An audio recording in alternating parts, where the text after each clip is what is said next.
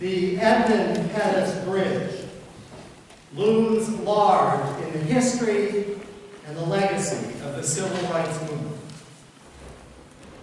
You can see an image of the bridge on the cover of your order of service this morning. It's one photo of the famous bridge that the civil rights marchers crossed 50 years ago on their march from Selma to Montgomery, Alabama. This bridge still sits on the edge of downtown Selma. Thank you.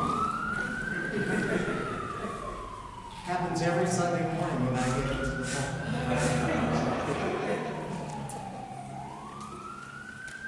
This bridge still sits on the edge of downtown Selma.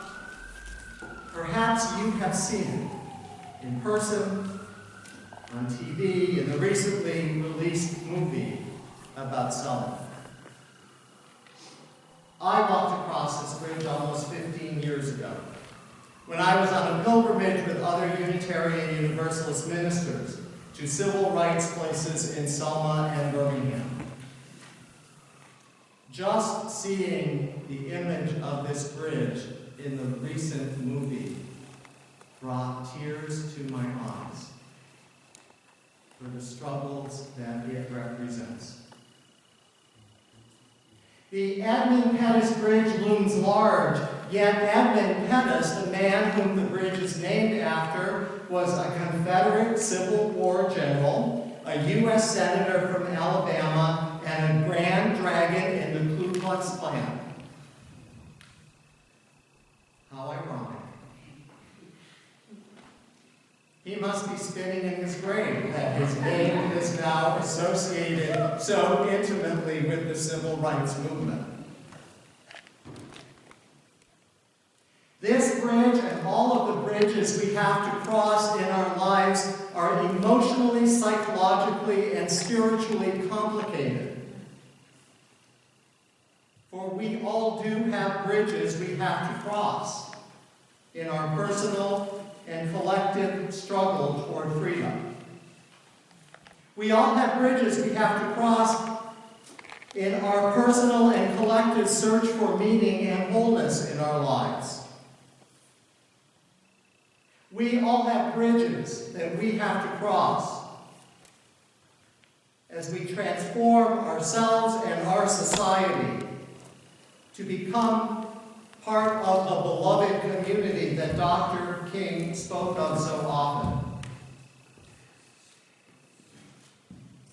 This bridge can be a symbol for us, not only of the ongoing civil rights movement, but also of all of the passages that we have to make. What are the bridges that you have to cross? What are the issues in your life that need to be transformed? Where in your life are you not free and need to cross over some obstacle for the sake of your wholeness and liberation? As you might notice from the photo, the roadway arches as it leads up to the crest of the bridge and crosses over. When you and I begin that walk across the bridge, we don't always know what we will encounter on the other side. We know that this is the road to freedom. We know that this is what we must do, but we never really know what struggles or joys we will have to face on the journey. It takes much courage and hope to cross the bridge. It takes much prayer and blessing to cross the bridge. For before we begin that journey, we have to believe enough in ourselves and whatever is the dream of freedom and liberation that we strive for.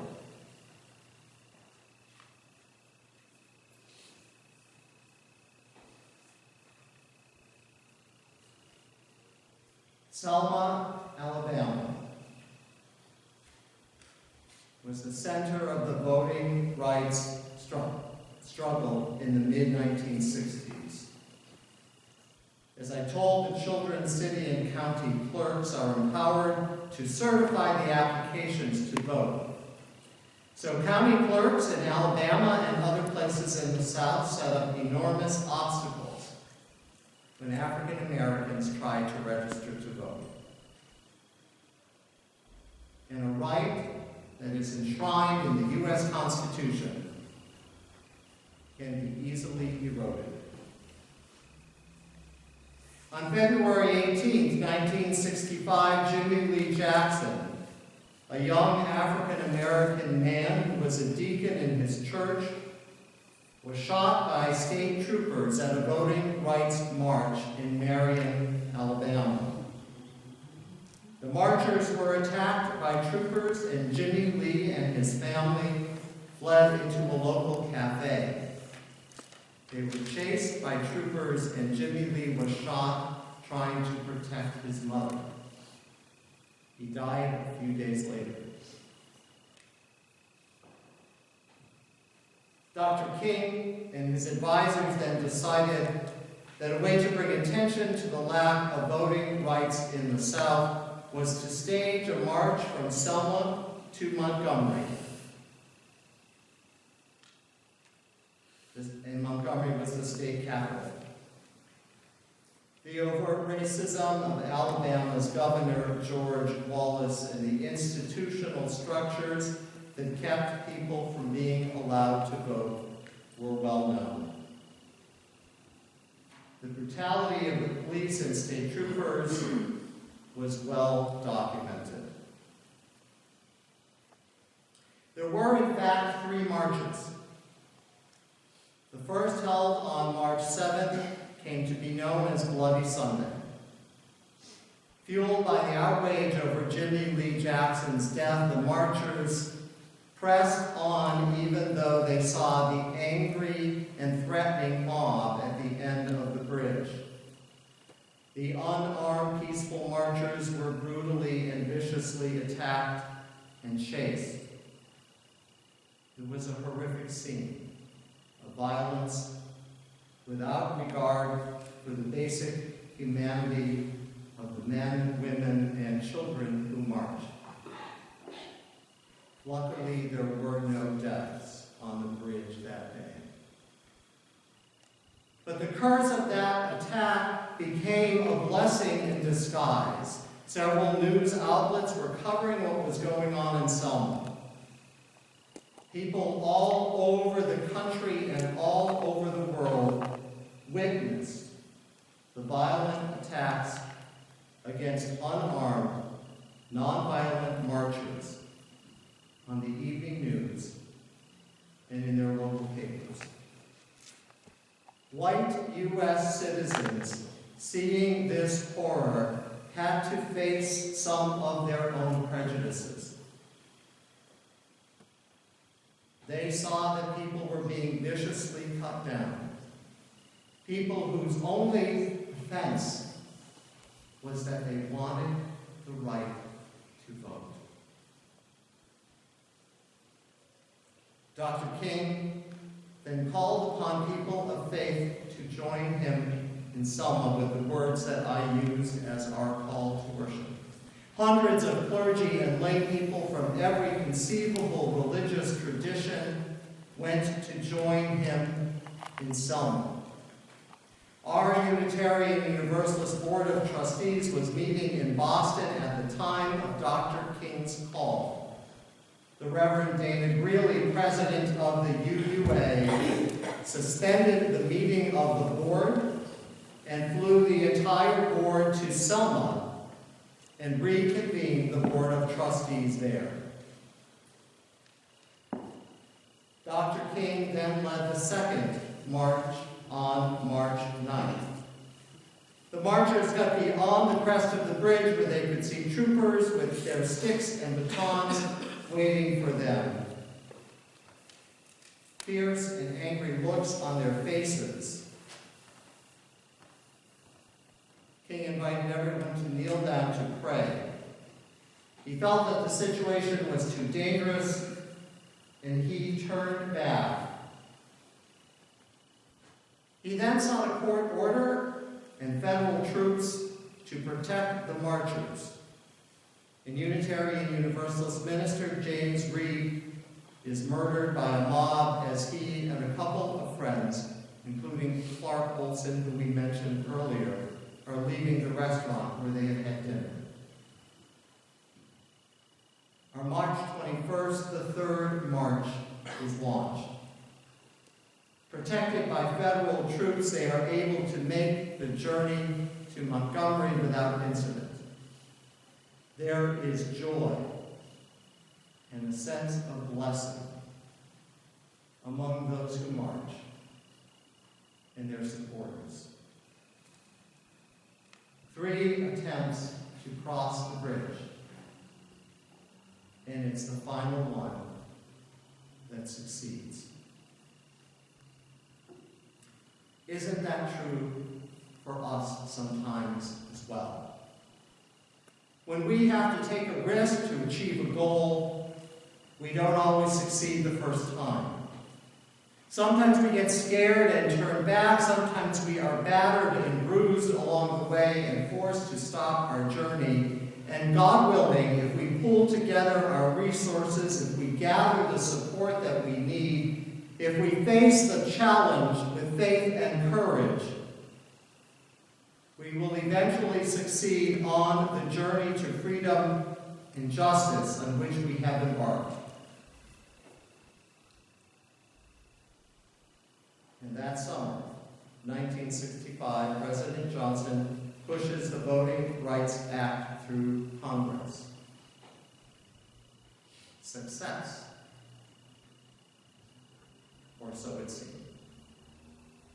Yet now, 50 years later, some of the gains of the Civil Rights era and the Voting Rights Act specifically are being eroded. New restrictions are being placed on voters, and the federal protection for reviewing compliance has been struck down by the U.S. Supreme Court. The struggle for the right to vote, and it confounds me that there is a struggle for one of the rights guaranteed to all Americans in the United States Constitution. But the struggle for the right to vote is a symptom of the racial inequality and prejudice that has marked our country since its first settlers arrived. It is a dysfunctional and destructive system that has continued to thrive despite our best efforts in some of the progress that we have made. The specter of police violence and brutality has once again garnered much attention in our country. From Florida to Cleveland, from Long Island to Ferguson, and now Wisconsin, black men are being shot and killed by police officers or those who think they are. Not to mention the overwhelming number of black and brown men who are being targeted and incarcerated for minor offenses. But in our quest for justice, we must become careful not to limit our focus to the issue of police brutality or the issue of voting rights. Once again, these are only symptoms of a larger disease. Police have a dual role in our society. They are charged both with protecting people and with enforcing the law. This dual role sometimes acts in opposition to itself. Sometimes by enforcing the law, they are enforcing a system of institutionalized racism and injustice. Though not blameless, they can be pawns in a system that maintains the status quo of wealth and power in this country. If we only focus on the police, we will not stop the underlying biased structure that we live with and participate in. Just as a single focus on voting rights does not end the systemic racism that creates these injustices in the first place. If we only deal with the symptoms without focusing on the larger disease, we will never fully achieve the freedom and the justice that we strive for. So what can we do today to honor and continue the march toward freedom and justice? Just as in our personal lives, we must examine ourselves and determine the changes we need to make, the bridges we need to cross in order to achieve our goals. We must engage in the same rigorous self-examination of the ways we participate in systems that maintain the status quo and shut out people of different races and ethnic backgrounds. We must learn to build stronger connections with people of color, those of us who are Caucasian, and people who are different from us, and listen more deeply to their experiences and their concerns. We must engage in deeper study and analysis of the structural injustices that form the basis of some of our institutions and work to change those. And then, just as many hearts were opened by the images of Bloody Sunday, and people of faith joined Dr. King in Selma, we must open our hearts and put our hands, our voices, and our bodies on the line to help and support the changes that will make us all more free.